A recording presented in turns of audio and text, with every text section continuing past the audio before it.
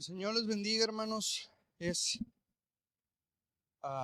un gusto de nueva cuenta poder compartir la palabra del Señor juntos, a poder aprender, poder ir a ella y ver lo que el Señor tiene para decirnos. Pero lo más importante cuando nos presentamos, nos exponemos frente a la palabra de Dios, es que tengamos en nuestra mente y nuestro corazón que eso es lo que es, palabra de Dios, ¿sí? Porque de eso va a depender mucho el impacto que tenga en nuestra vida. Amén. Así que el Señor nos dé un espíritu dócil, humilde en esta mañana para estar ante su palabra. No sé si usted recuerda cuándo fue la última vez que en su casa hizo una limpieza profunda. Usted a lo mejor puede decir, no, pues la acabo de hacer, o la semana pasada, o hace unos días, o todavía no hago limpieza profunda, ¿no? La verdad, cada familia pues tiene su metodología, sus maneras de cómo limpian su casa, quién hace qué, cada quien tiene sus roles, pero de vez en cuando, cada cierto tiempo, para unos es cada mes, para otros es cada semana, no lo sé, pero de vez en cuando decimos algo como vamos a hacer limpieza profunda. Sí, lo que significa pues que se van a mover algunos muebles, que se va a limpiar todo más a detalle, y es en esas ocasiones donde pues nos damos cuenta qué tan sucia puede llegar a estar la casa, ¿verdad? Como que a veces decimos, no, pues está bien, pero en esas ocasiones decimos, no, pues verdaderamente sí estaba sucio. Y peor aún cuando llegamos a ese rincón oscuro y misterioso de nuestras casas, ¿no? Que todos tenemos un lugar o en ocasiones un cuarto entero llamado el cuarto de los tiliches. Ya ve que todo el mundo lo sabe, ¿verdad? Y vamos ahí decimos, y se nos ocurre la gran idea de vamos a reorganizar, acomodar, y empiezan a salir cosas que no teníamos ni idea ya que estaban ahí. Cosas que guardamos desde hace mucho tiempo, no sé, cosas de deporte, y hace muchísimos kilos que no hacemos deporte, o esa ropa que está ahí para engañarnos a nosotros mismos, que con tantito que bajemos y nos queda, o cosas que guardamos desde hace mucho. Bueno, en esas ocasiones nos damos cuenta qué tan sucia estaba la casa y qué tantas cosas había que no recordábamos. La verdad es que así pasa también en nuestra vida. A veces queremos limpiar solo por encimita, pero la realidad es que se va acumulando suciedad en nosotros, se va acumulando suciedad en nuestros corazones sin darnos cuenta. Hay pecados, hay vicios, hay malos hábitos, malas costumbres que nuestro corazón soberbio y engañoso no nos permite darnos cuenta que están ahí. Y si acaso nos llegamos a dar cuenta que están ahí, no lo vemos como algo tan malo, porque nuestra carne siempre va a querer justificarse. Pero es únicamente cuando buscamos a Dios y somos lavados por Él y por su palabra, entonces todas estas cosas, todo el pecado comienza a salir a flote, toda la maldad, todos mis comportamientos que no están bien, todos los malos hábitos que tengo comienzan a salir, y mientras más nos exponemos a la palabra, más nos damos cuenta de estas cosas que están mal. Y mientras más somos lavados, nos damos cuenta de qué tan sucios estábamos y qué tan santo y puro es Dios. ¿Cómo hacemos entonces para limpiarnos? Bueno, en nuestro mensaje pasado terminábamos meditando en el Salmo 24, que dice, ¿quién subirá al monte de Jehová? ¿Y quién estará en su lugar santo? El limpio de manos y puro de corazón, el que no ha elevado su alma a cosas vanas, ni jurado con engaño. Él recibirá bendición de Jehová y justicia del Dios de salvación. Y el asunto es que podemos muchas veces llegar a pensar que primero necesito entonces lograr todas estas cosas, primero necesito limpiarme de todas estas cosas antes de acercarme al Señor. Pero la pregunta sería, ¿y cómo me voy a limpiar si no me acerco a Dios? ¿Cómo me voy a limpiar si primero no buscamos a Dios? ¿Cómo podría ser libre de la vanidad, de la idolatría, si primero no buscamos y conocemos al Dios verdadero? ¿Cómo podríamos esperar recibir bendición y justicia si no buscamos al Dios de nuestra salvación? Pero el versículo 6 contesta: tal es la generación de los que le buscan, de los que buscan tu rostro, oh Dios de Jacob. Es decir, ¿quién se limpiará? ¿Quién tendrá manos limpias? ¿Quién se guardará de la vanidad? Tal es la generación de los que le buscan.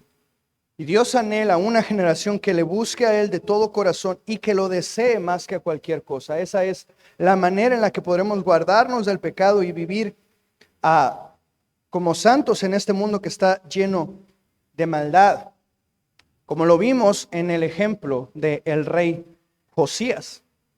Y recordemos un poco lo que veíamos, ¿no? Que Josías llegó al reinado de Judá, o a ocupar el reino de Judá, siendo aún muy joven y en las peores condiciones posibles, con un legado de más de 50 años de idolatría, de paganismo, de inmoralidad. Su abuelo y su padre fueron injustos e hicieron lo malo ante los ojos del Señor.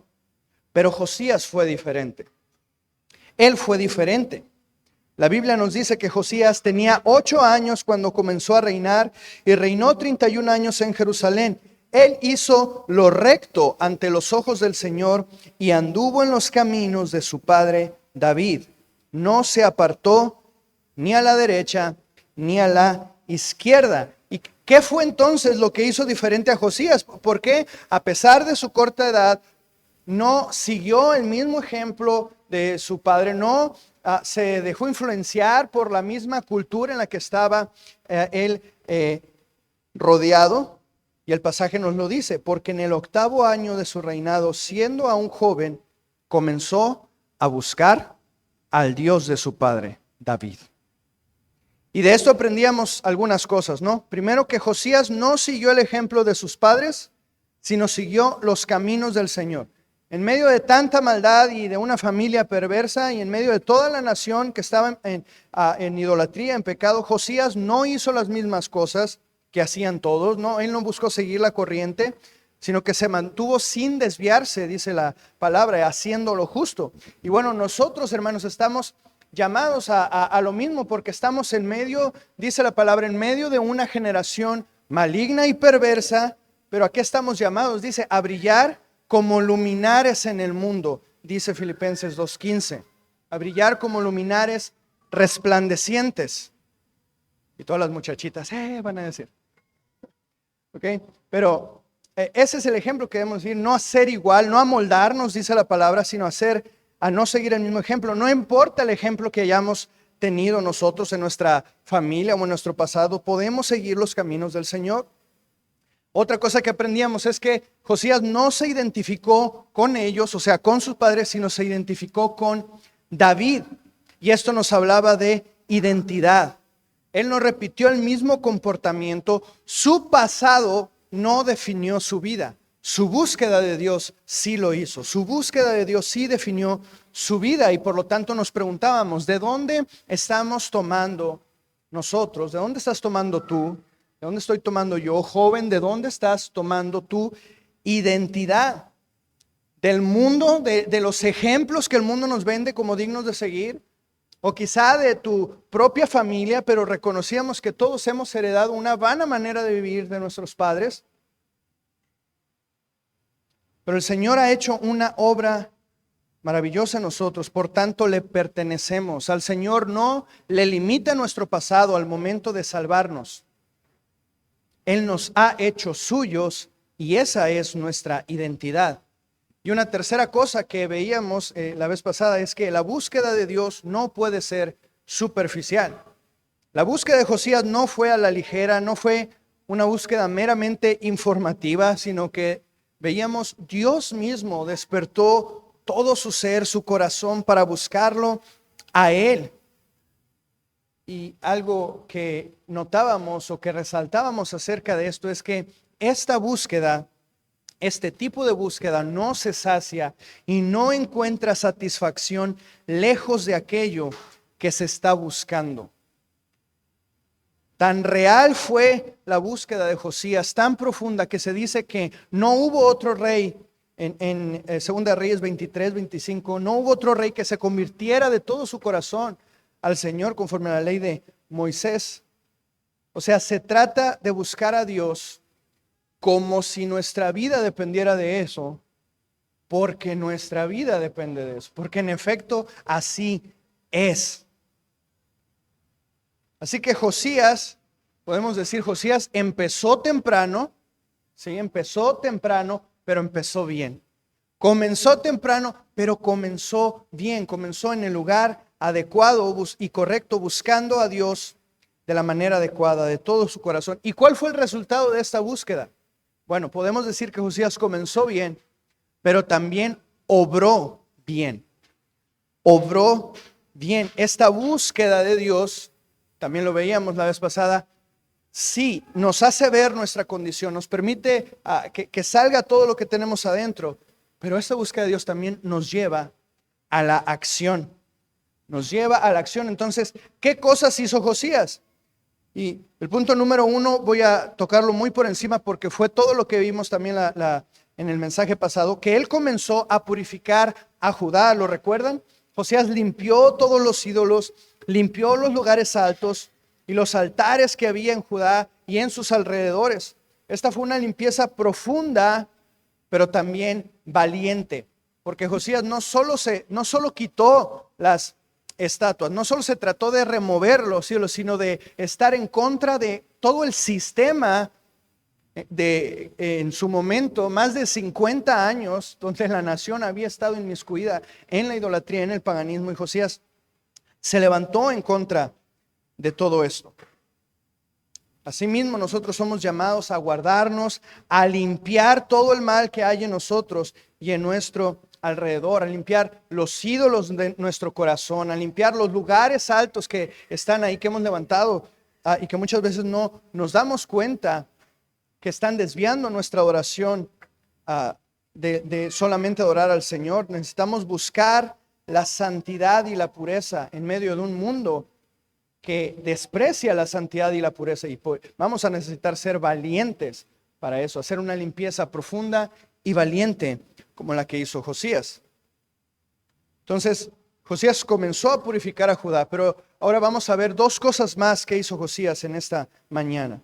Número 2, se ocupó de la casa de Dios. Josías se ocupó de la casa de Dios. Recordemos que una de las características de los reyes, recordamos, la Biblia hace esta distinción entre los reyes que hicieron lo recto ante los ojos del Señor y los reyes que hicieron lo malo ante los ojos del Señor. Y una característica de los reyes que hicieron lo malo, bueno, es que fueron inmorales, fueron idólatras, tendieron a la idolatría, al paganismo, actuaron de manera injusta, fueron inmorales, fueron líderes corruptos, pero además hay algo muy importante, que descuidaron y abandonaron la casa de Dios.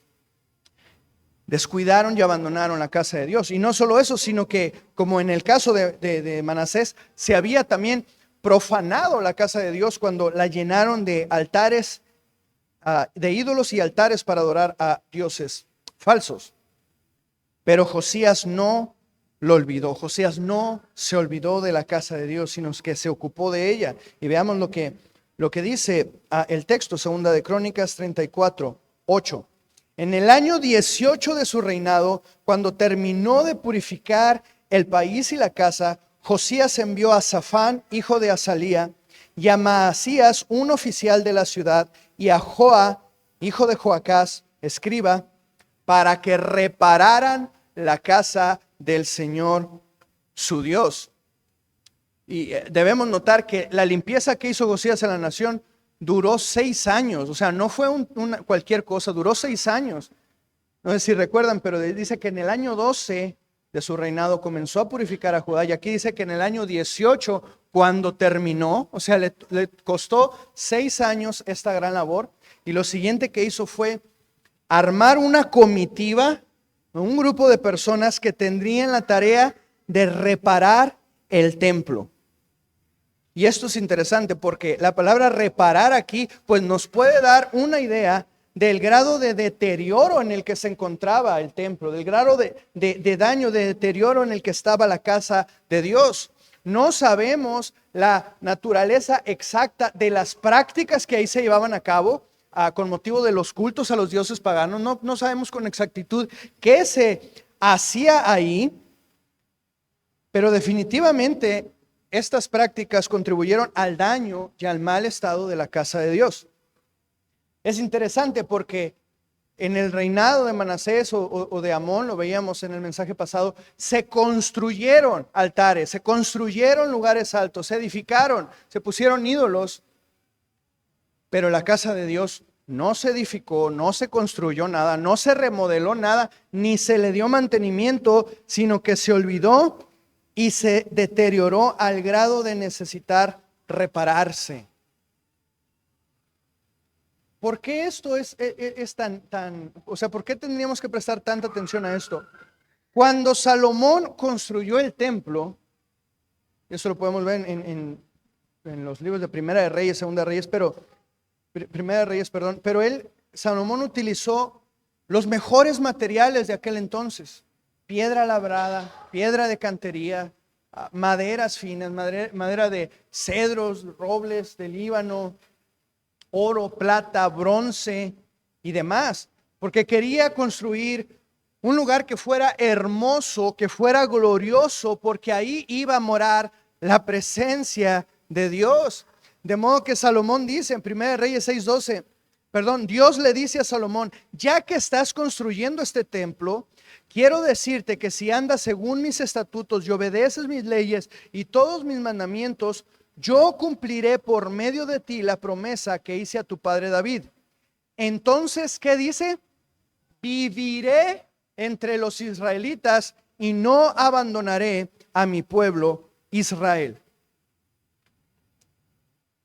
Sin embargo, Salomón sabía que por más hermoso que ese edificio pudiera llegar a ser, por más bello, por más adorno que tuviera, sería insuficiente para contener la gloria de Dios.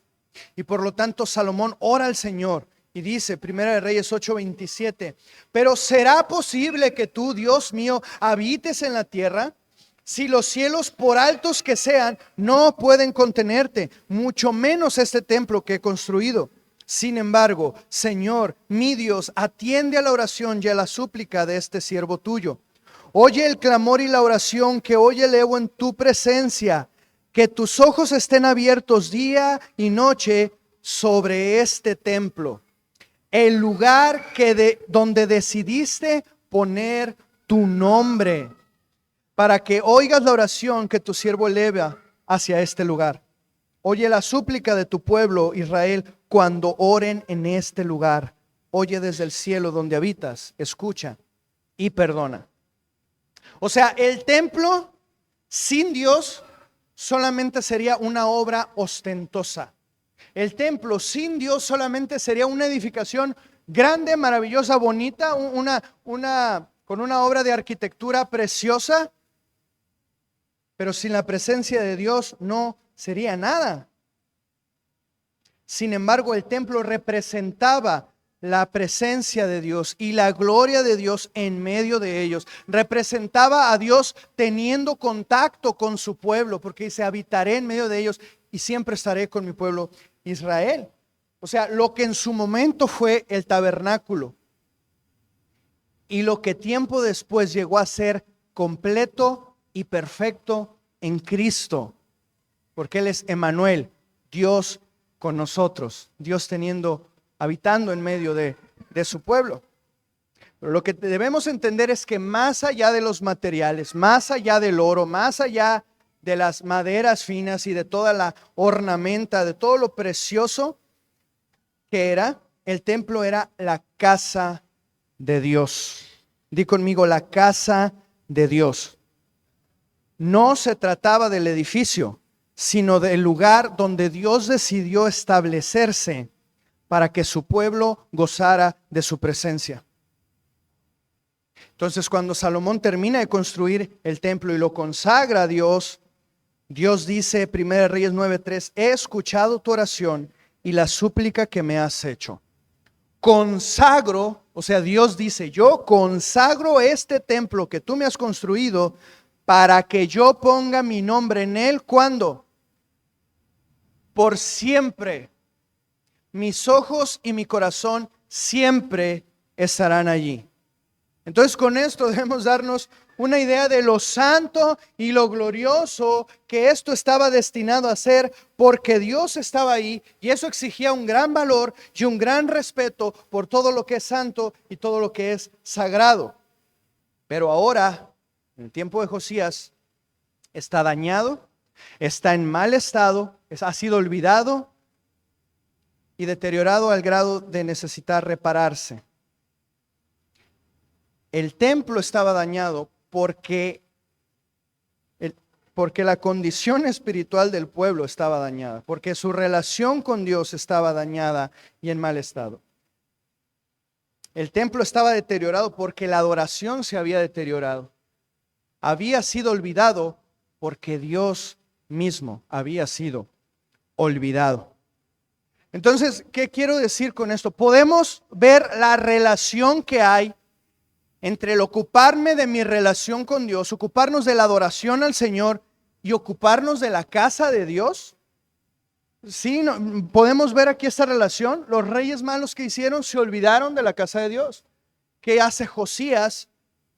Después de buscar a Dios, él se ocupa de la casa de Dios. Hay una relación entre nuestro amor por Dios, nuestra relación con Dios, nuestra adoración a Él y el ocuparnos de la casa del Señor. Y no estamos hablando solo de lo físico, sino de un amor, un interés, un respeto por todo aquello que es santo y sagrado.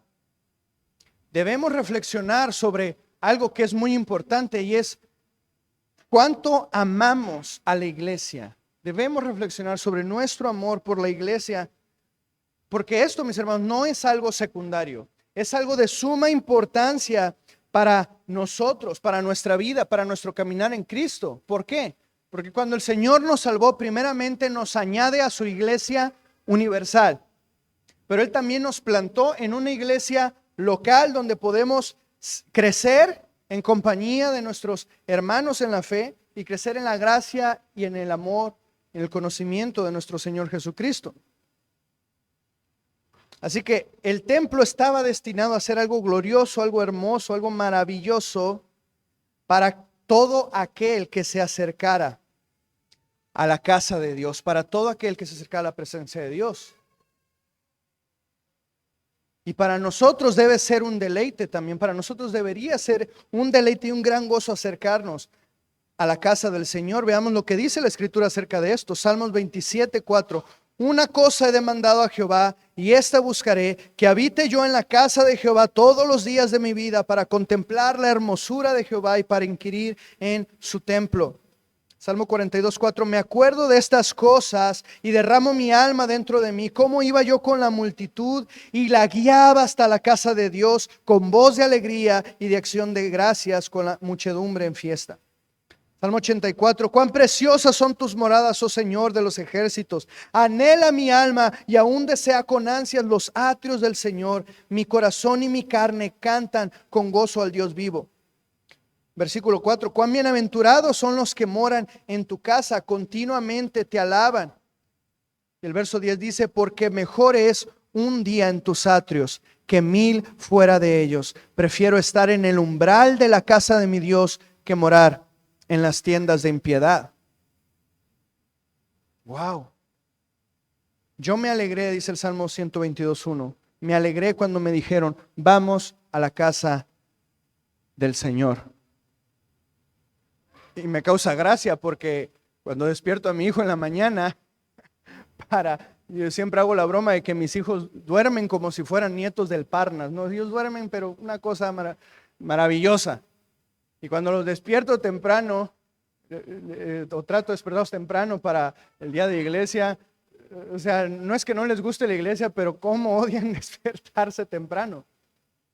Pero les digo, hoy es día de iglesia, hoy vamos a ir a la casa del Señor. Y bueno, ya como que se les cambia un poquito el ánimo, ¿no? Yo me alegré cuando me dijeron, vamos a la casa del Señor. ¿Por qué los salmistas escribían de esta manera? ¿Qué acaso Dios estaba más presente en aquel entonces que ahora? O sea, ¿de verdad tenemos este amor por la casa de Dios? ¿Encontramos gozo y deleite por los atrios de Jehová, por congregarnos, por reunirnos con los santos del Señor? ¿Consideramos como santo y sagrado aquello que Dios ha dicho que es? Porque si sí, entonces necesitamos revisar nuestra actitud al estar en la casa de Dios. Necesitamos revisar nuestra actitud y nuestro comportamiento y nuestro corazón cuando estamos en la casa de Dios. Joven, ¿por qué vienes a la iglesia? ¿Cuál es tu actitud al estar aquí? O sea, quizá si tú dices, no, pues bien, vengo porque me traen, o vengo porque mis papás me advierten, no, me amenazan que si no vengo, pues no me van a dar tal permiso, no me van a dar mi domingo, o sea, ¿cuál es tu actitud al estar aquí? ¿Verdaderamente te alegras en poder venir, en poder adorar a Dios? ¿O piensas que es aburrido? ¿Piensas que es algo para los adultos y para los viejitos? Y Dios, o sea, Dios está aquí y Él puede hablarte. Cuando venimos a la casa del Señor necesitamos reconocer eso, que Dios está aquí y Él desea mucho más de lo que nosotros lo deseamos. Él desea estar con nosotros y Él desea hacer algo en nuestras vidas. Y nosotros, hermanos, venimos a la iglesia por deseo o por costumbre. Valoramos el congregarnos, escucha esto, o fácilmente, como dicen por ahí, o con la mano en la cintura, puedes cambiar la iglesia por alguna reunión social o por X actividad o porque, ay, no, es que este es el día que lavo o porque este es el único día que descanso o porque hoy juega el X equipo o no sé. ¿Cuál es nuestra actitud? ¿Cuál es la actitud de nuestro corazón ante la casa del Señor? ¿Qué ejemplo le estamos dando a nuestra familia? Porque así como nosotros valoremos la casa del Señor, el amor que nosotros tengamos, el respeto que nosotros tengamos, eso es lo que le vamos a enseñar a nuestra familia. Y si queremos que nuestra familia ame y anhele y desee la casa del Señor, necesitamos mostrar eso. Recordemos que nuestro principal ministerio como creyentes es congregarnos fielmente. Cuando hemos tenido estas series acerca de membresía, el pastor ha dicho esto, ¿no? Nuestro principal ministerio es congregarnos, y no solo congregarnos, sino fielmente. La Biblia nos muestra el gran valor que Dios da a su iglesia, al grado que Cristo murió y se entregó a sí mismo por ella para hacerla santa y pura y sin mancha. Pero tristemente nosotros hoy en día a veces tomamos las excusas más absurdas para no venir a la iglesia. O venimos físicamente, pero nuestra mente está quién sabe en dónde, en qué vamos a comer saliendo, o algunos de nosotros, y lo siento, pero lo tenemos que decir, a veces estamos en la iglesia, pero tu vista, tu pensamiento, todo está a través de una pantalla en quién sabe qué lugar. O podemos estar aquí, pero no desear la comunión con los hermanos y no involucrarnos en la vida de la iglesia. No podemos decir que amamos a Dios y no amar la iglesia. Cuando hacemos estas cosas, estamos fallando en valorar aquello que Dios valora y ama con todo su ser. Necesitamos ocuparnos de la casa de Dios. Necesitamos considerar como valioso y sagrado y santo el estar en la casa de Dios. Y ahora, todo esto está dentro del plano espiritual, lo pudiéramos decir así, pero parte de ocuparnos de la casa del Señor, parte de amar y respetar y valorar la iglesia, es también atender sus necesidades. Atender sus necesidades. Veamos las cosas que Josías hizo. Sigamos en 2 de Crónicas 34, verso 9. Ellos vinieron al sumo sacerdote Hilcías y le entregaron el dinero que había sido traído a la casa de Dios y que los levitas guardianes del umbral habían recogido de Manasés y de Efraín y de todo el remanente de Israel y de todo Judá y Benjamín y de los habitantes de Jerusalén.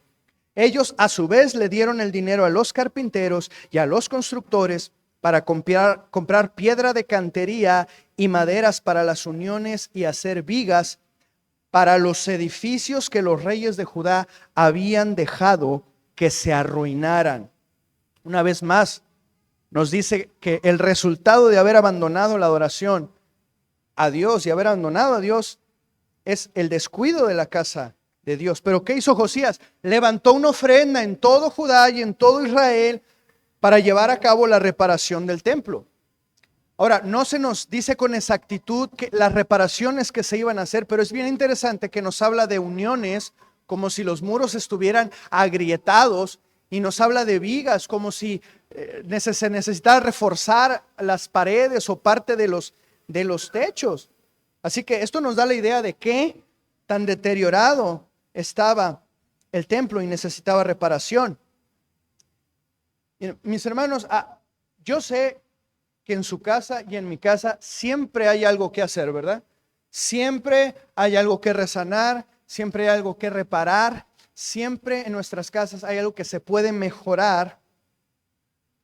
Y de la misma manera, en la casa de Dios también hay necesidades que se deben atender. En la casa de Dios hay necesidades que deben ser atendidas. Y si de verdad tenemos este sentido de pertenencia, nos consideramos parte de esta iglesia, parte de esta familia, deberíamos ocuparnos de la casa de Dios también en este sentido. Esta es nuestra casa. Esta también es nuestra casa. Y Dios ha sido muy bueno con nosotros, proporcionándonos un lugar donde podemos venir y reunirnos y adorarlo a Él, y que además se procura mantener en buenas condiciones y que sea un lugar cómodo y un lugar agradable para nuestras familias. Pero ¿sabe qué? Para que siga siendo así, necesitamos estar dispuestos a atender las necesidades que se presentan continuamente. Y la manera más sencilla en que usted puede contribuir a eso, la manera más sencilla en la que podemos hacer eso y ocuparnos de la casa de Dios en este sentido, es con nuestro dar. Es siendo fieles en nuestro dar, siendo fieles en nuestras ofrendas. Con el calor que hace en esta ciudad, yo estoy seguro que si usted se le olvidó pagar el recibo y no paga la luz y le cortan la luz, yo sé que usted va desesperadamente a ver cómo le hace para pagar ese recibo de la luz, porque sin aire acondicionado no se puede dormir bien en la noche. ¿O me equivoco? Bueno, yo recuerdo el año pasado, hubo una vez en la que no alcanzaba para pagar el recibo de la luz de este lugar. Aquí se tienen 20, ¿cuántas toneladas de aire? 22 toneladas de aire. Y eso es una carga muy grande para en el recibo de la luz. Y yo recuerdo el año pasado una vez que no alcanzó. Y vaya, el hermano Fili, Dios bendiga al pastor Filiberto, que nos habló con mucho amor, pero muy certero, diciéndonos que no les dio vergüenza, que no les da vergüenza, que no les da tristeza que se nos haya tenido que pedir extra para poder pagar el recibo de la luz. ¿Sabe qué? A mí me dio mucha vergüenza, a mí sí me dio mucha tristeza. El año pasado también se hizo una reparación en el techo de arriba. Yo sé que no muy comúnmente vamos a la parte de arriba, pero el techo se está cayendo. Y se necesitó hacer una gran reparación. Y sabe que yo sé que en nuestras casas no dudaríamos en invertir y no dudaríamos en dar para poder hacer esas cosas. Bueno, esta es nuestra casa, mis hermanos. Esta es nuestra casa. Hablemos claro, las ofrendas no son un invento de hombres. Dios mismo están en la Escritura y Dios mismo las estableció las ofrendas para que por medio de ellas la iglesia se sostenga. Y sí, lamentablemente hay muchas personas, hay muchos líderes que hacen mal uso de las finanzas de la iglesia o que abusan de sus congregaciones para obtener beneficios personales, y esto ha hecho que el corazón de muchas personas se endurezca, y esto ha causado que mucha gente tenga juicios en su corazón y recelo cuando se trata de dar las ofrendas. Sin embargo, no podemos excusarnos en esto, para justificar la dureza de nuestro corazón, porque eso es lo que es, dureza de nuestro corazón cuando se trata de dar para Dios. No sé si recuerdan este pasaje que dice que si ves a tu hermano tener necesidad y tú tienes con qué ayudarlo, no dice no dice, no le niegues la ayuda, o no dice, no te guardes tu dinero, dice, no cierres tu corazón. El asunto del dinero es un asunto del corazón. O peor aún, Dios nos libre, como en muchas ocasiones se ha sabido, de muchos testimonios de personas que a lo mejor a veces se enojan, ya sea con la iglesia o con el pastor, con una decisión que se tomó. ¿Y sabe cuál es el berrinche? Pues voy a dejar de ofrendar. Dios nos libre de esto. No podemos excusar la dureza de nuestro corazón porque otras personas han hecho mal uso del dinero. Si luchamos con la desconfianza, con el prejuicio, con dudas al momento de dar, necesitamos pedirle al Señor que quebrante nuestro corazón, que rompa el orgullo, que nos dé un corazón generoso que pueda dar con liberalidad. Esta palabra me encanta porque en la segunda carta de los Corintios, capítulos 8 y 9, se habla de una ofrenda que se recogió entre los hermanos de Macedonia. Y la manera en la que el apóstol Pablo describe no la ofrenda, sino la actitud de estos hermanos, es que ellos dieron con liberalidad. Liberalidad. En el original esta palabra nos habla de generosidad, sí, pero también se refiere a franqueza, sinceridad, rectitud y sencillez. O sea, dar con liberalidad significa dar sin dudas ni sospechas, hermanos, sin malos pensamientos, libre de queja, de recelo, de resentimientos, sin suspicacia. Dar con liberalidad se trata de dar con un corazón libre de malas actitudes. Veamos lo que dice 2 Corintios 8. Dice, ahora hermanos, os damos a conocer la gracia de Dios que ha sido dada en las iglesias de Macedonia. La gracia de Dios que ha sido dada en las iglesias de Macedonia. Pues en medio de una gran prueba de aflicción, abundó su gozo y su profunda pobreza sobreabundó en la riqueza de su liberalidad. Porque yo testifico que según sus posibilidades y aún más allá de sus posibilidades, dieron de su propia voluntad, suplicándonos con muchos ruegos, escuche, el privilegio de poder participar en el sostenimiento de los santos. Y esto no como lo habíamos esperado, sino que, y esto es clave, sino que primeramente se dieron a sí mismos al Señor y luego a nosotros por la voluntad de Dios. O sea, solamente un corazón que ha sido lleno de esta gracia de Dios puede tener liberalidad para dar de esta manera. Estos hermanos no dieron porque tuvieran mucho, porque les sobraba, no.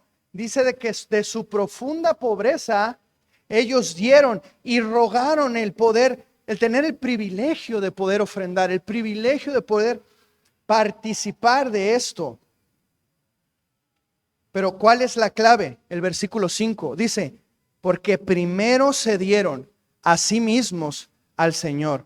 Su primera ofrenda, su más grande ofrenda, es que primero ellos mismos se dieron al Señor. Y mi hermano, cuando alguien se ha entregado al Señor, cuando alguien se ha dado a sí mismo al Señor, de esta manera, no podemos tener reservas. No hay área de nuestra vida en el que le podamos decir al Señor, pero aquí no te metas. Primero se dieron al Señor. Así que necesitamos preguntarnos, ¿qué cosas nos cuesta trabajo dar?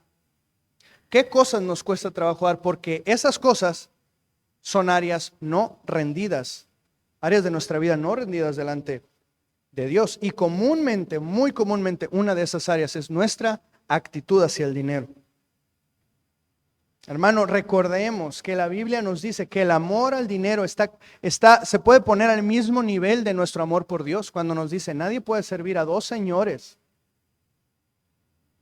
Si este es un área de nuestra vida que no está rendida delante de Él, vamos a luchar en nuestro corazón cada vez que se trate de dar nuestras ofrendas. Vamos a tener cosas en nuestro corazón, vamos a dar, pero va a ser con una actitud así de... ¡ah! Necesitamos pedirle al Señor que nos dé liberalidad y que nos libre nuestro corazón de pensamientos malos. Y joven, aún tú también puedes entrenarte en tu dar. Tú también puedes ofrendar. O sea, tú también puedes... A lo mejor tú dices, no, pues ya mi papá va a dar. Y mi papá es el que me da el dinero a mí, pues ya. Bueno, tú también puedes hacerlo. O sea, porque mientras más pronto tú practiques y mientras más te ejercites en esto, más pronto vas a poder desarrollar un corazón que da con liberalidad. Pero si tú tienes y tú dices, no, mejor me lo voy a guardar porque en la tarde quiero ir, no sé, a un café. Ojalá te dé chorro ese café. No, no es cierto, pero de verdad, o sea, tú puedes hacerlo. Tú puedes. Recuerda que en la Biblia hubo un niño que solamente tenía 5 panes y 2 peces. Y él lo puso a disposición del Señor. El Señor hizo un gran milagro. ¿Lo recuerdan? Podemos ejercitarnos en esto, podemos practicar en nuestro dar con liberalidad. La Biblia nos dice que Dios no escatimó ni a su propio Hijo, y de verdad nosotros vamos a ser mezquinos y escatimar en nuestras ofrendas, en nuestro dar. No dudamos en invertir para nosotros mismos, para nuestra comodidad, para nuestros viajes, nuestra ropa, nuestra casa, pero nos pesa y nos duele dar para la casa de Dios. Escuche la advertencia que Dios hace por medio del profeta Ageo. Así dice el Señor de los ejércitos. Este pueblo dice, no ha llegado el tiempo de que la casa del Señor sea reedificada. Entonces vino la palabra del Señor por medio del profeta Ageo y dice, ¿es acaso tiempo para que ustedes habiten en sus casas atesoradas mientras esta casa está desolada? De verdad necesitamos que el Señor examine nuestro corazón, que nos muestre aquello que nos impide dar con liberalidad, aquello que nos impide entregarnos por completo al Señor y entregarle toda nuestra vida al Señor, y para tener un corazón libre de malos pensamientos en esta área. Ahora sigamos viendo las obras o las cosas que hicieron estos hombres en la casa de Dios. Segunda de Crónicas, capítulo 34, verso 12. Los hombres hicieron el trabajo fielmente, con estos capataces sobre ellos para dirigirlos: Jaat y Abías, levitas de los hijos de Merari, y Zacarías y Mesulam de los hijos de Coat, y de los levitas todos los que eran hábiles con instrumentos musicales. Ellos también estaban sobre los cargadores y dirigían de trabajo en trabajo a todos los que hacían la obra. Algunos de los levitas eran escribas, oficiales y porteros. Anteriormente se dijo que el dinero se lo habían entregado ¿a quién? A los constructores, ¿no? Que iban a comprar el material. Pero ahora se nos menciona a otras personas que están involucradas en la obra y que no eran necesariamente constructores. ¿Quiénes eran esas personas? Eran los levitas, hombres que trabajaban en el servicio en el templo. Y a algunos se les menciona por nombre, a otros no, pero sí nos dice a qué se dedicaban. Dice todos los que eran músicos, otros escribas, otros oficiales, otros eran porteros. Ninguno de ellos era necesariamente diestro con la pala, con la cuchara o con la llana, pero sin embargo, todos ellos se nos dice que tuvieron un lugar dentro de esta obra de reparación. El texto no nos especifica si ellos también construyeron o no, pero sí se nos dice que dirigieron. O sea, dice estar sobre los cargadores, estar sobre ellos significa dirigir, supervisar, organizar, que también era muy necesario para una obra de esta magnitud. ¿Qué queremos decir con esto? Hermano, no importa a qué te dedicas, no importa cuál es tu posición, no importa lo que hagas, todos nosotros, cada uno, siempre hay un lugar para cada uno de nosotros en la casa de Dios para que podamos servir. Siempre hay un lugar para cada uno de nosotros en la casa de Dios para servir. Siempre hay oportunidades para involucrarnos, no solamente con nuestro dar, como lo acabamos de decir, que es muy importante, pero también nuestro tiempo, nuestro esfuerzo, nuestro empeño. Bueno, usted, la semana pasada, usted vio al pastor que primero estuvo tocando la guitarra y después predicó, ¿verdad? La hermana Edith ahora están fuera de la ciudad, pero ella participa en la alabanza, pero también va a la prisión con las mujeres y a un centro de rehabilitación y apoya con ellas. Hay hermanos que fuera del trabajo que hacen aquí, también tienen otras áreas de servicio en otros lugares. Marcos, que nos apoya, que es el encargado allá del área de medios, el internet y todo eso. Bueno, la semana pasada también lo vieron aquí apoyando en la alabanza. ¿Qué quiero decir con esto? No importa, mis hermanos, no importa. No podemos decir, mire, yo tuve una compañera de trabajo muy problemática, pero ella decía, no, yo estudié para hacer tal cosa, yo no puedo ser secretaria, yo no puedo hacer este trabajo, es denigrante para mí, decía esta persona. Bueno, eso en la casa del Señor no existe. Porque tú puedes ser un empresario, puedes ser un multimillonario y nada de eso te quita el privilegio de poder venir y servir en la casa de Dios. Muchas veces aquí se nos ha llamado para limpiar, para pintar la iglesia, como le decía, el año pasado se hizo una reparación en el techo. Esteban y el hermano Phil estuvieron a cargo de esto y después limpiamos todo el lugar allá a un lado, todo el escombro y la basura, etc. Hay muchas oportunidades, muchas maneras de servir en la iglesia y nada de eso nos hace menos. No podemos decir, no, pero yo no. Aquí se dice que los levitas y los escribas, ellos también se involucraron. Todos tenemos un lugar en la casa del Señor. Hay un testimonio una vez de una persona que en su iglesia se turnaban cada semana. Había un grupo de personas de la misma congregación, hacían el aseo en la iglesia. Entonces esta mujer, el día que le tocó hacer el aseo, le pagó a la muchacha que le ayuda en su casa y mandó a la muchacha a que hiciera el aseo. No, es que no se trataba de eso, no se trataba de que faltara una persona, se trata de la oportunidad que tenemos de servir. Por eso cuando me toca a mí anunciar, cuando se acercan las fechas de nuestro campamento, me emociona y hago énfasis en algo. Tenemos tantas oportunidades de servir ahí, hay tantas cosas que podemos hacer, pero también aquí en la casa de Dios. Joven, no desperdicies tu vida. Es algo decepcionante ver vidas diokis, ver tanta energía, tanto tiempo, tantas ganas desperdiciándose. Aprovecha las oportunidades que Dios te da para servir. Aprovecha, una vez un joven que era misionero me dijo a mí, aprovecha tu juventud y tu soltería porque son una bendición de Dios para que le puedas servir con toda tu vida, con todo tu corazón. Joven, aprovecha esta bendición que tienes de poder darle al Señor los mejores años de tu vida.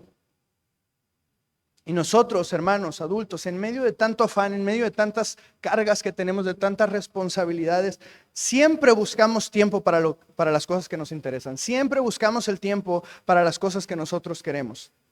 No digamos que estamos tan ocupados en nuestra vida que no tenemos tiempo de servir al Señor y en su casa. Recordemos que la manera en la que manejamos nuestro tiempo habla mucho de nuestras prioridades. Así que tengamos como algo de mucho valor el poder servir en la casa de Dios. ¿Cuál es la característica que se resalta de estos hombres que sirvieron aquí? Dice que ellos hicieron el trabajo fielmente. La característica que se resalta es que hicieron el trabajo fielmente, la fidelidad. Ellos sirvieron, hicieron ese trabajo con fidelidad, de manera que no se les pidió cuenta. Dice en 2 de Reyes 22:7 que no se les pidió cuenta del dinero. Dice, pero no se les pedirá cuenta del dinero entregado en sus manos porque obran con fidelidad. Ahora, esto es solo un detalle en la narración, no es un principio, pero imaginemos la fidelidad de estos hombres, la reputación que tenían, la honestidad que tenían, al grado de que Josías mandó, no les pidan cuentas del dinero, porque ellos obran fielmente, ellos trabajan fielmente.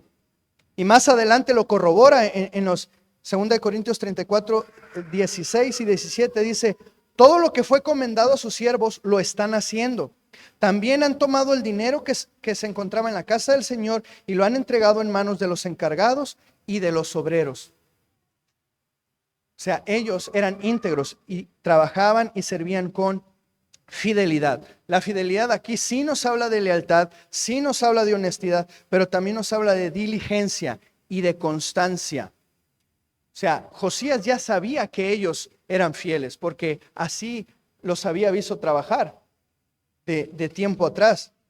Y podía decir, no les pidan cuentas porque ellos son fieles.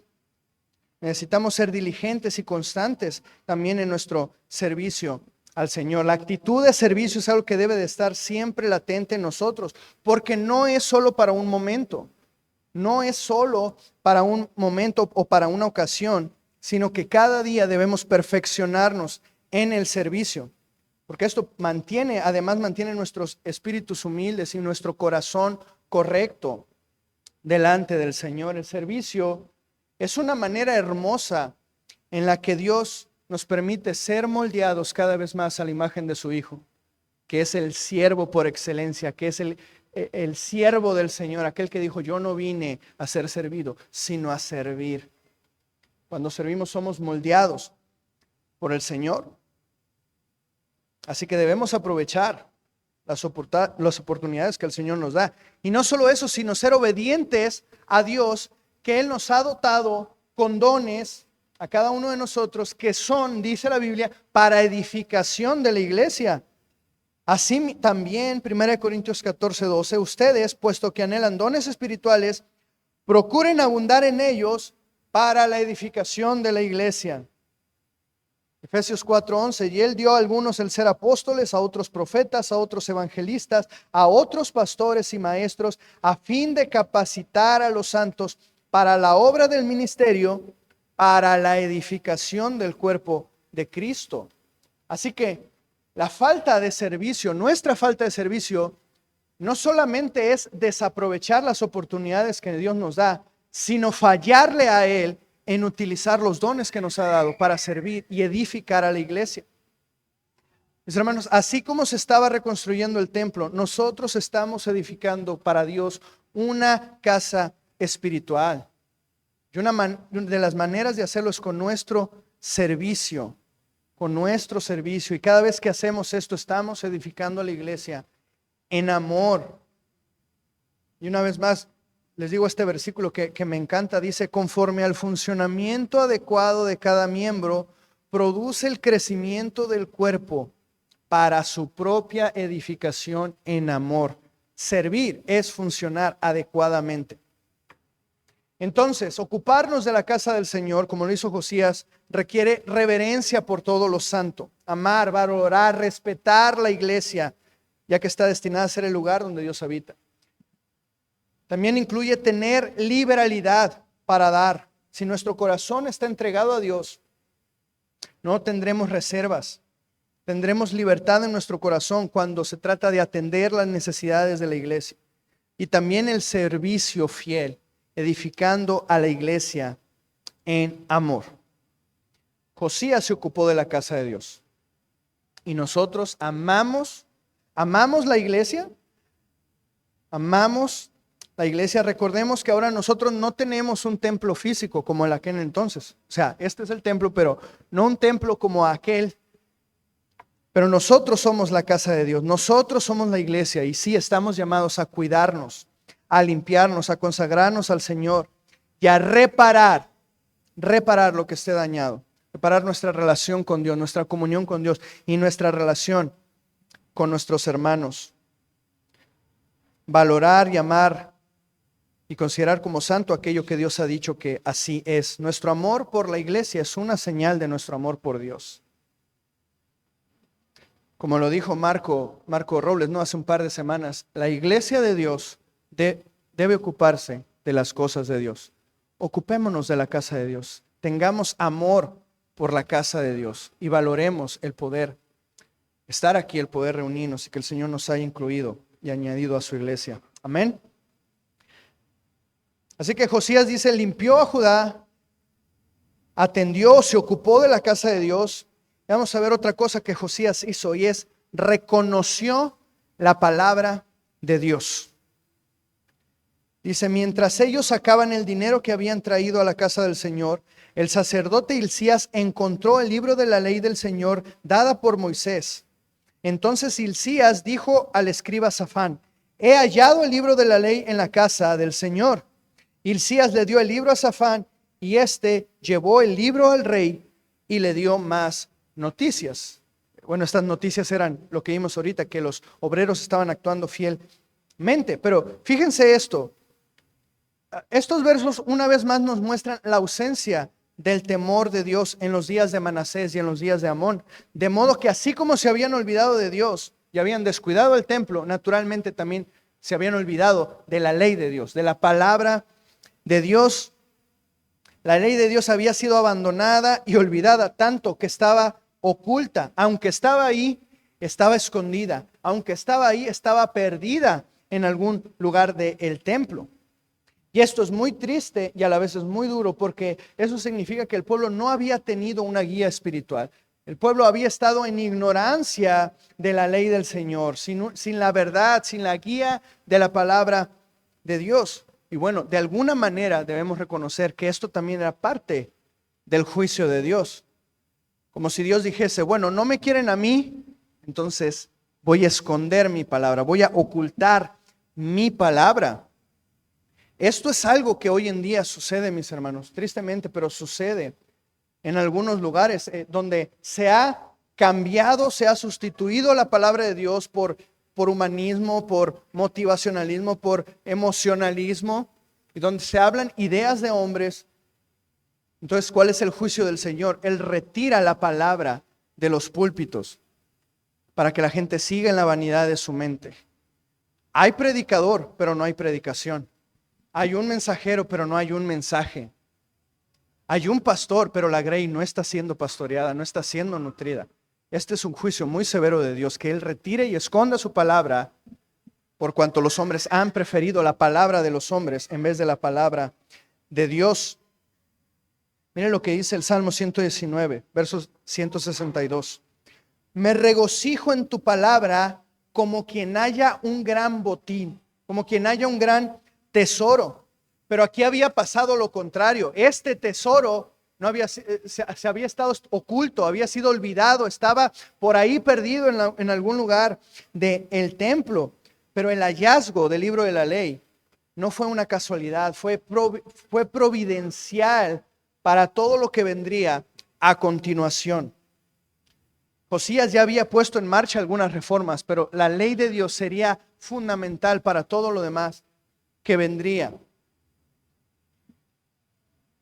Y ojo, en el libro de los Reyes y en Crónicas se cuenta la misma historia y hay algunas diferencias en la cronología. Por ejemplo, en el libro de Reyes dice, primero se halla la ley de Dios, o primero aparece el hallazgo de la ley y después todo lo que hizo Josías.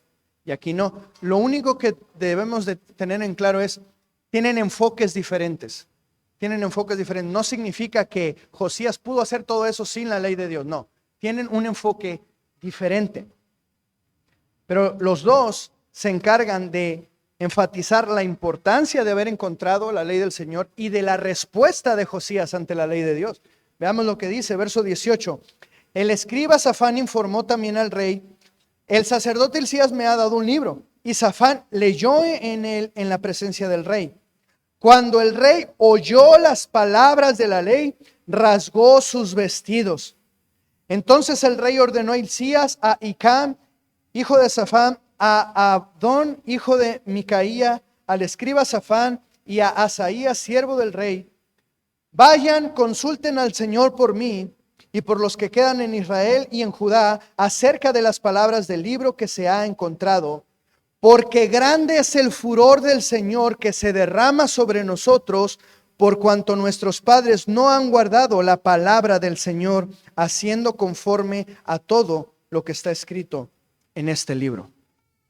Qué interesante es esto, porque Dios en muchas ocasiones le habló a los reyes principalmente por medio de los profetas y en algunas ocasiones también por visiones o por manifestaciones poderosas de Dios. Pero aquí vemos que el Señor le habló a Josías por medio de ¿qué? De la palabra.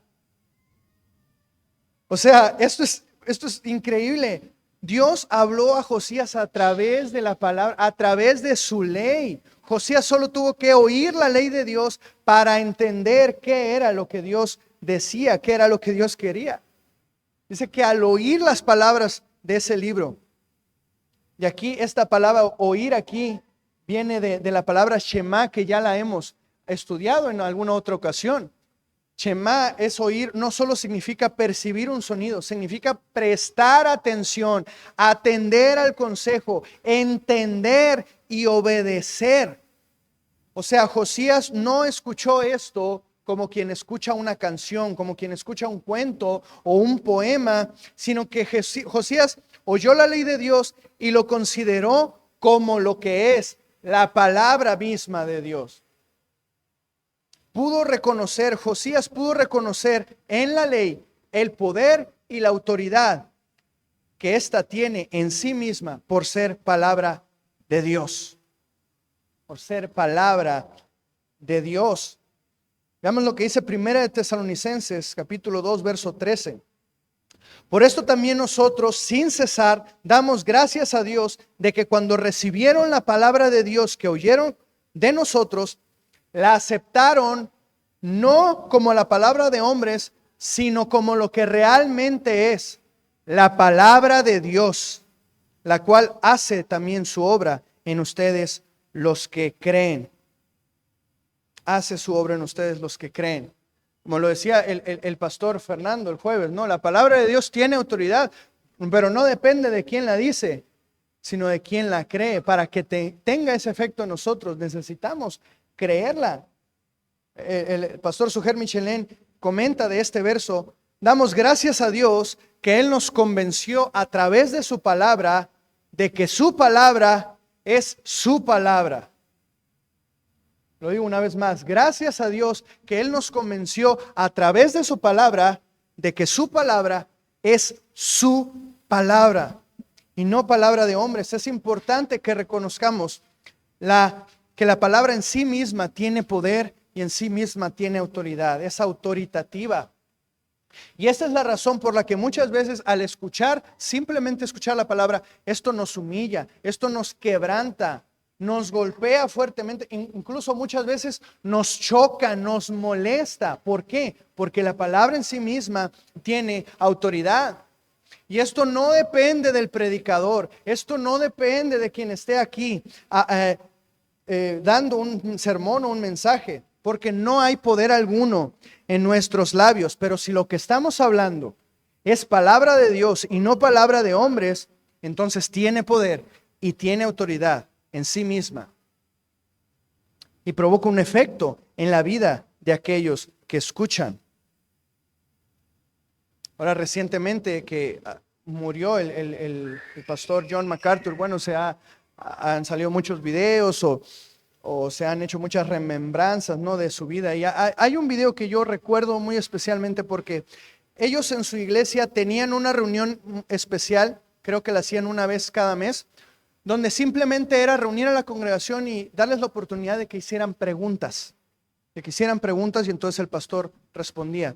Y tengo bien presente en alguna ocasión que yo vi esto. Y una mujer le hace la pregunta: pastor, ¿cuál es la autoridad o qué autoridad tiene un pastor sobre su rebaño? O sea, ¿qué autoridad tiene un pastor sobre la gente de su iglesia?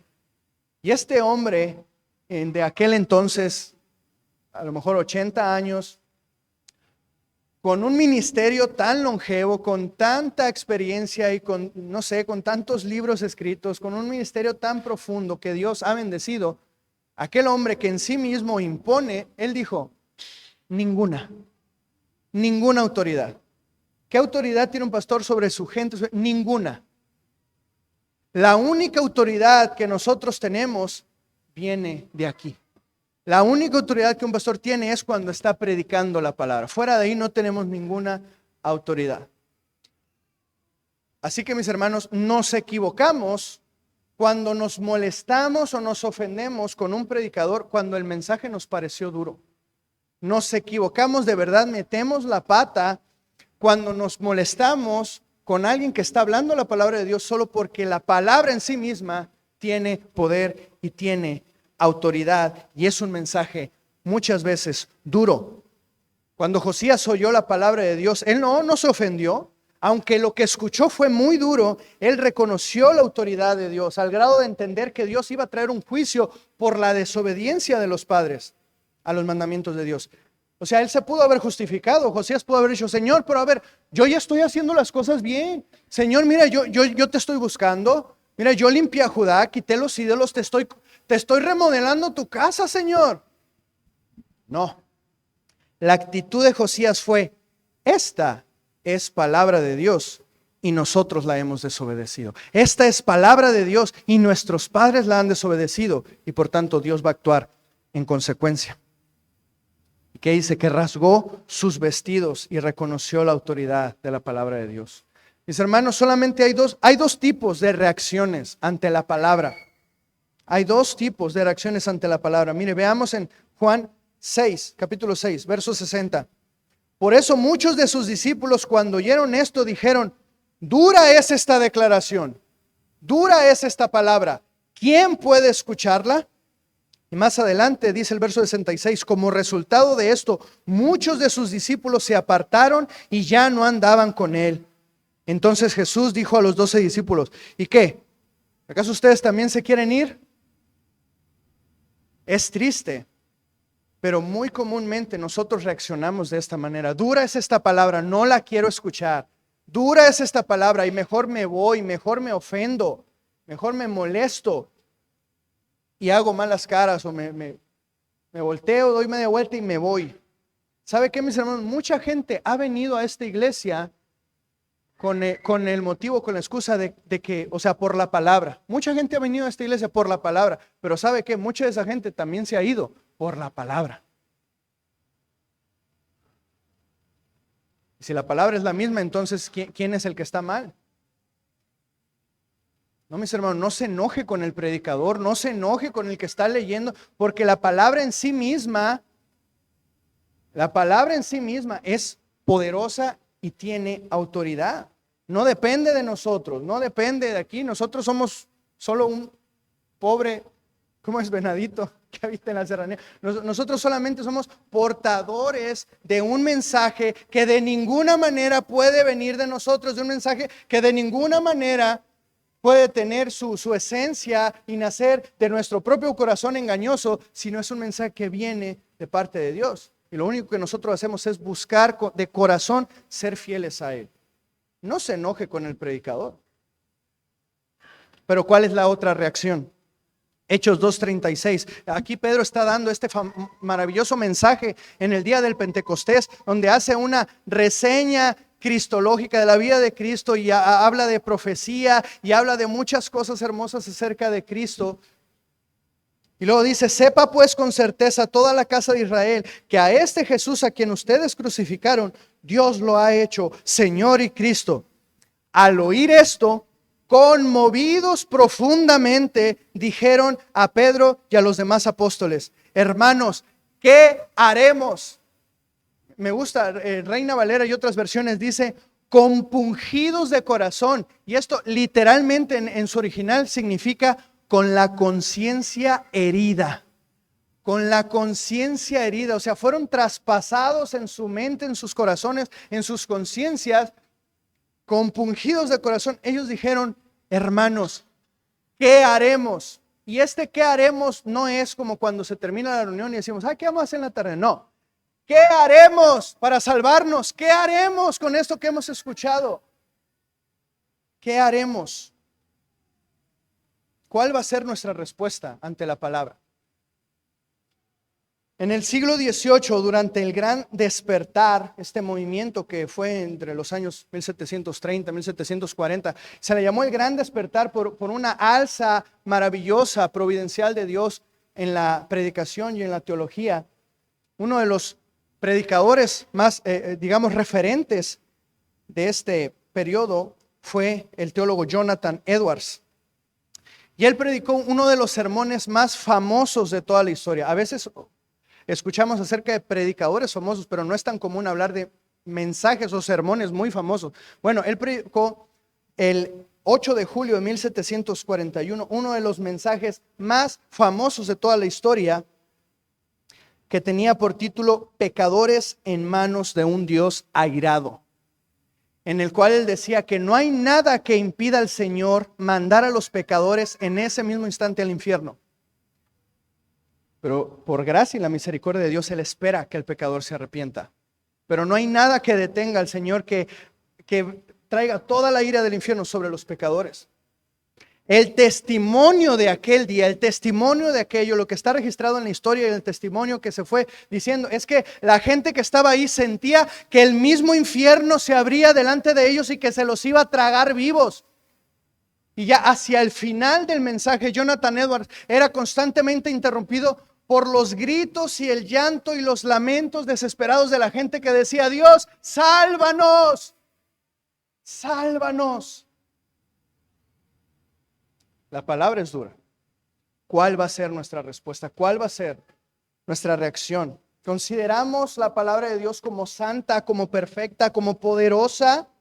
¿O vamos a preferir ignorar el consejo porque dura palabra es esta y quién la puede soportar, quién la puede escuchar? Si verdaderamente la aceptamos como lo que es, la palabra de Dios, aceptaremos todo el consejo de Dios, todo el consejo de la palabra, todo el consejo del evangelio. No solo aquellas partes que nos gustan, que nos bendicen, no solo aquellos salmos que son bien bonitos, no solo aquellos proverbios que son bien, no, toda la palabra de Dios. Y una vez más lo digo, joven, ¿qué piensas tú de la palabra de Dios? ¿Qué piensas de la palabra? ¿Crees que es la voz de Dios? ¿Crees que Dios puede hablarte a través de su palabra? ¿O prefieres ver lo que las voces del mundo están diciendo? ¿Prefieres mejor, mientras está la palabra, prefieres revisar tu celular a ver qué está en tendencia en las redes sociales, para ver qué es lo que está diciendo las voces del mundo? ¿Crees que es la palabra de Dios verdaderamente y que te puede hablar a través de ella? En el mensaje pasado decíamos que lo más importante de tu vida, joven, no es ni qué vas a estudiar, ni con quién te vas a casar, ni qué vas a hacer en el futuro de tu vida.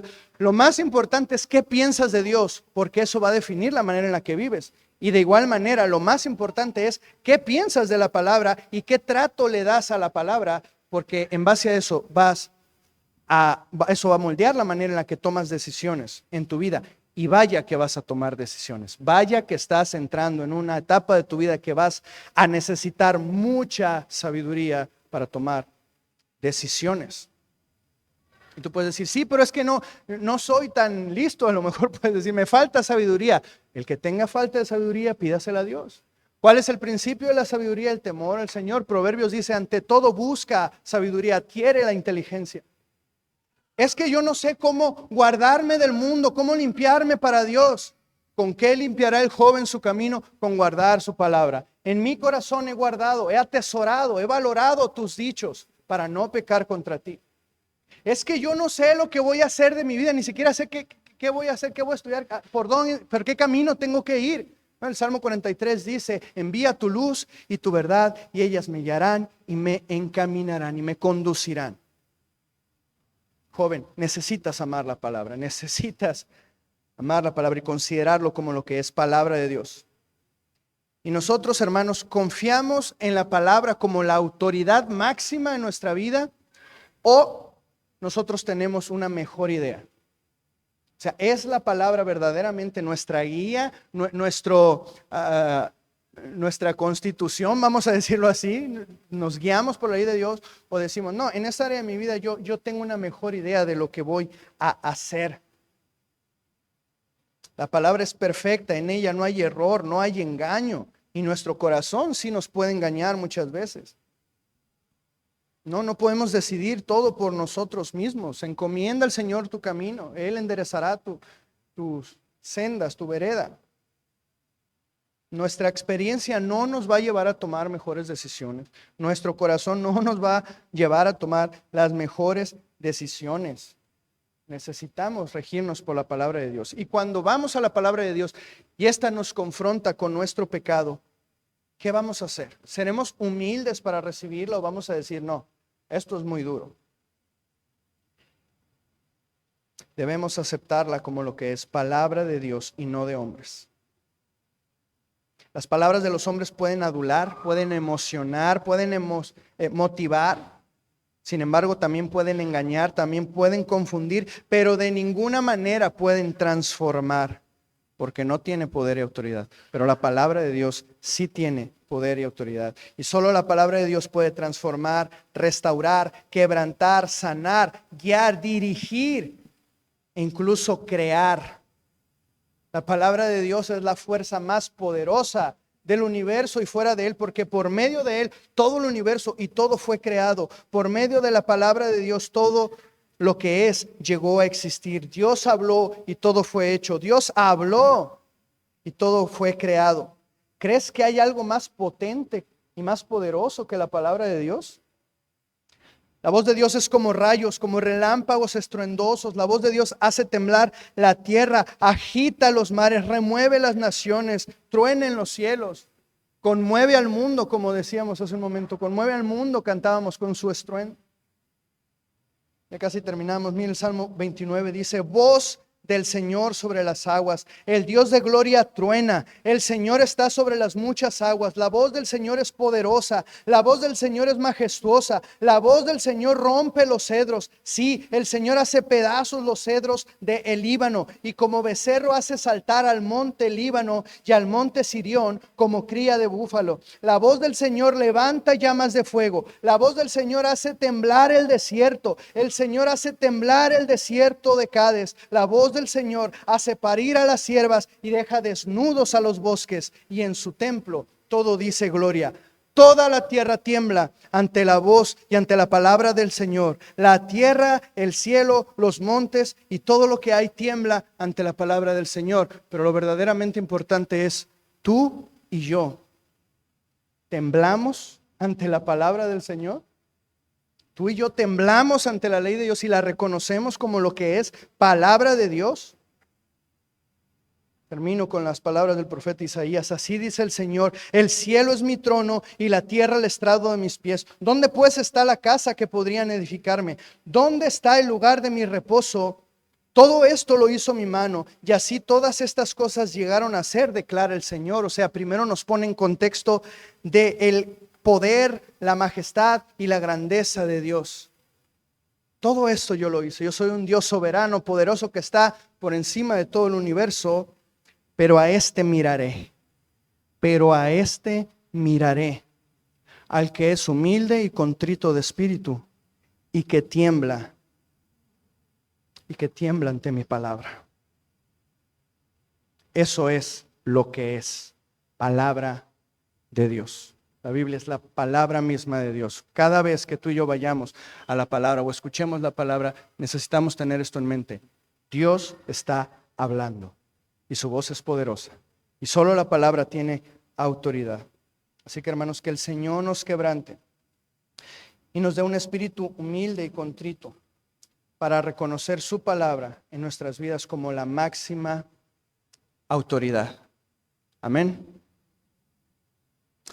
Padre Santo, en esta mañana queremos agradecerte, Dios, porque tú nos has dado tu palabra y porque a través de ella tú nos estás convenciendo y nos muestras cada día que eso es palabra de Dios. Porque podemos ir a ella y saber que es segura, saber que es certera, saber que es verdadera y que tú permaneces fiel a ella, Señor. Gracias por hablarnos y por transformar nuestras vidas a través de tu palabra, no a través de algo que es pasajero, que es vano, que es volátil, sino a través de algo que es inconmovible. Tu palabra, Señor, y tu verdad. Ayúdanos a amarla, ayúdanos a atesorarla, ayúdanos a guardarla en nuestro corazón, Señor, y valorarla como algo preciado, como un gran tesoro, como quien haya un botín, decía el salmista, como quien haya un gran tesoro. Que sea eso en nuestra vida, que la podamos reconocer en todos nuestros caminos. Que podamos ver en ella todo lo que tú deseas de nuestra vida, incluso la manera en la que quieres que vivamos para ti, la manera en la que quieres que te adoremos, la manera en la que debemos acercarnos a tu presencia.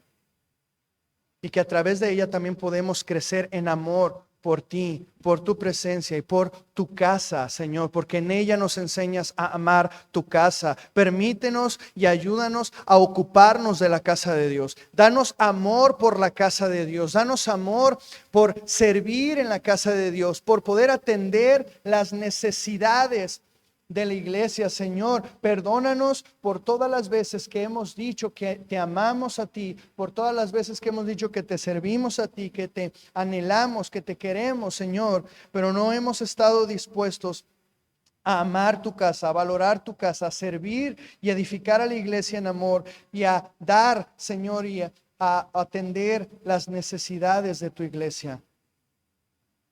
Quita de nuestro corazón el orgullo, quita de nuestro corazón la sospecha, la suspicacia, los malos pensamientos y danos un corazón libre, Dios. Un corazón que pueda dar con liberalidad de nuestro dinero, de nuestras ofrendas, pero también nuestro tiempo, nuestro servicio, nuestro esfuerzo, que verdaderamente valoremos aquello que tú valoras. Tú enviaste a Cristo para salvar a los pecadores y para formar para ti, hacer un pueblo, para unirnos a tu iglesia. Tú valoras y amas grandemente tu iglesia y nosotros queremos hacerlo también, Dios. Ayúdanos a ocuparnos de la casa del Señor, a amar el lugar de tu presencia y a amar también tu palabra, que es poderosa y tiene autoridad sobre nuestra vida. En el nombre de Jesús, oramos a ti, Señor. Amén.